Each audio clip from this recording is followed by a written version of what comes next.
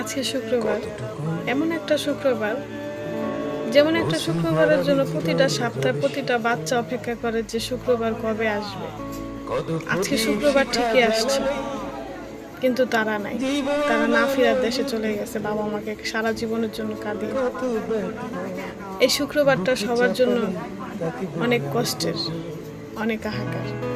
যারা মেডিকেলে, যারা মৃত্যুর সাথে লড়াই করতেছে তাদের জন্য, যারা না ফেরা দেশে চলে গেছে তাদের জন্য সবচেয়ে বেশি কষ্টের বাবা মা। সেই বাবা মাগুলো খুবই হাহাকার করতেছে যে আমার বাচ্চা তো আজকে বলবে না যে আমাকে এটা রান্না করে দাও, আমাকে একটু ঘুরতে নিয়ে যাও, বাবা আমাকে একটু হুন্ডাই করে নিয়ে যাও।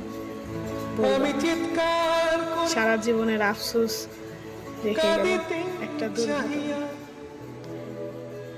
তো আজকে জুমার দিন সবার কাছেই রইল নামাজ পড়ে দোয়া করবেন সবাই। আর এই যে বাচ্চা বাবাদের কান্না, এই কান্না সবার কান্না, শুধু ওই বাবাদের, ওই মাদের, সবার।